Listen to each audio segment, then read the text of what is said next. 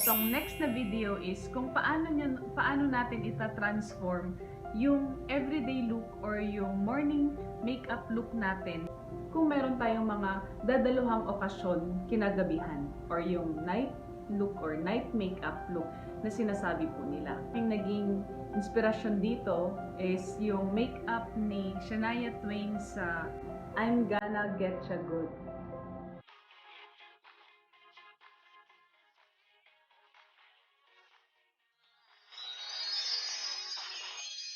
If you only have less than an hour to prepare for the evening occasion, I oftentimes use blotting paper to remove any excess oil all over my face.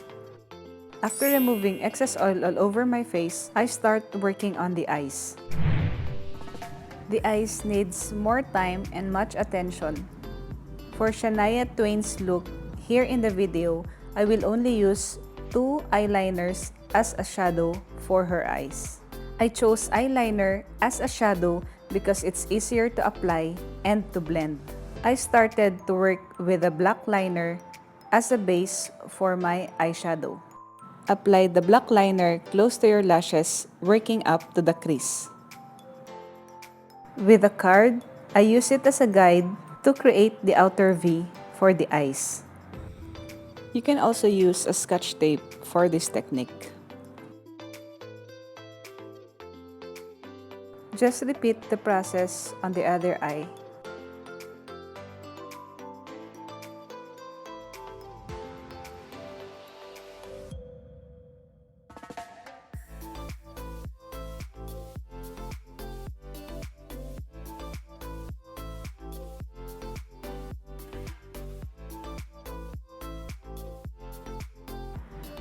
So from here, create the outer V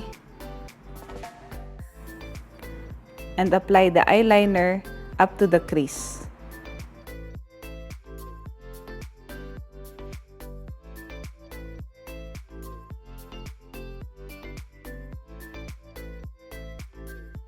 After working on the upper eye, and if you're satisfied with the shape of the eyeliner, I will use the same eyeliner on the lower waterline. From the makeup of Shania Twain, both the upper and lower lid has a black base on it. After applying the black eyeliner on the upper and lower lid and our waterline, it is time to apply a metallic blue eyeliner all over the eyelids.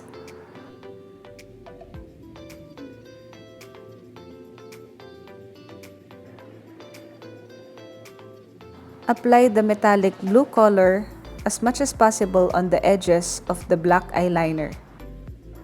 This will give the bluish color on the makeup of Shania Twain. Apply this all over the edges on both upper and lower eyelids. So this is how it looks.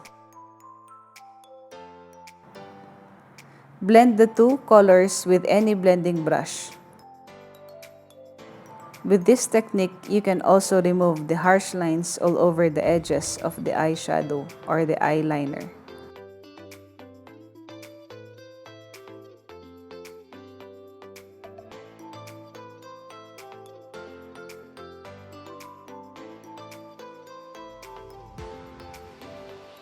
After blending your eyeshadow, let's move on to the next step.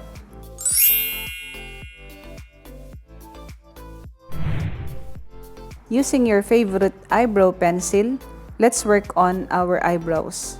A more natural looking eyebrows is the trend now for 2020. You can use this type of brush to achieve feathery look. First is brushing our eyebrows on an upward motion.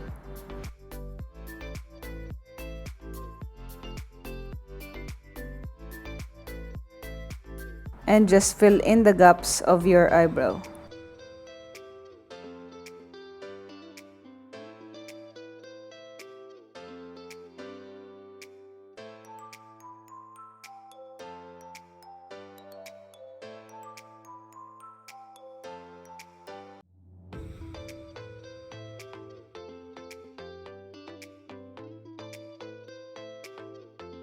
That's it for the eyebrows. The next is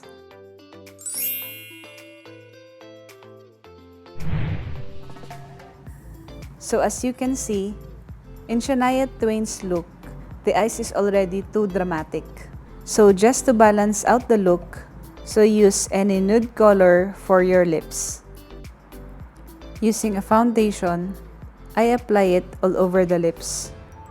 It will serve as a base for a more nude looking lips.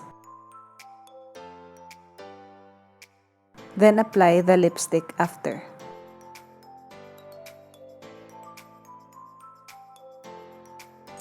So to complement the dramatic eyeshadow, let's put on fake eyelashes.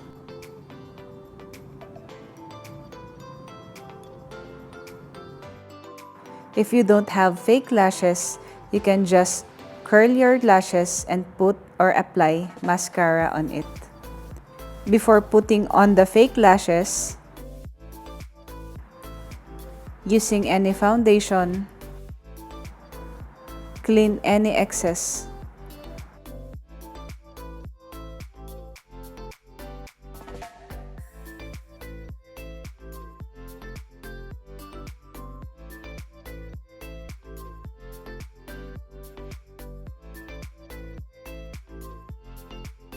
Then put on the fake eyelashes.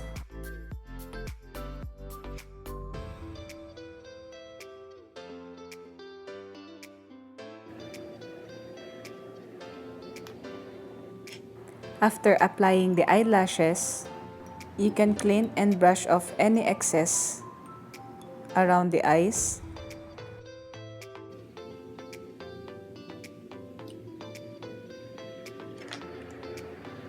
Touch up your eyeshadow if you must.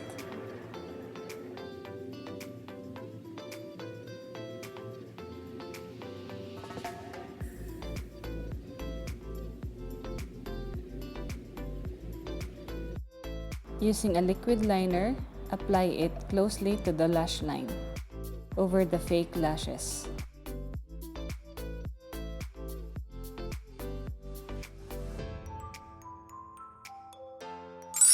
Last but not the least, for the face, set makeup with a loose powder. You can apply the loose powder under your lash line, all over the face, but most especially all over your T-zones.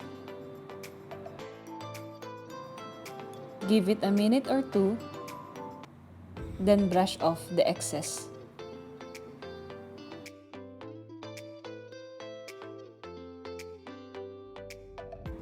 So that's it guys for the face.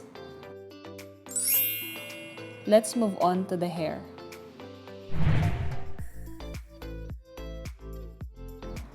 For this video, I will just curl a section of my hair. You can curl your hair entirely until you reach the desired look.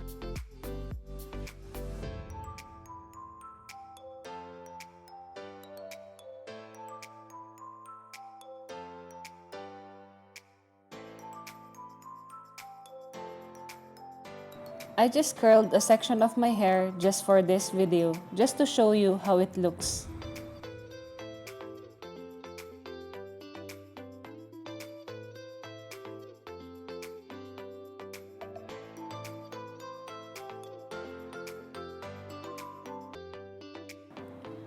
That's it for my hair. You can also touch up your makeup if desired. So guys, this is my interpretation of Shania Twain's makeup.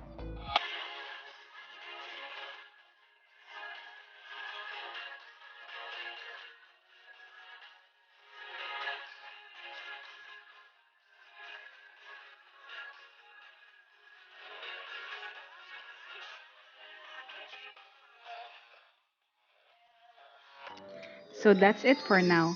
This is the 7 easy steps to turn your morning to evening makeup.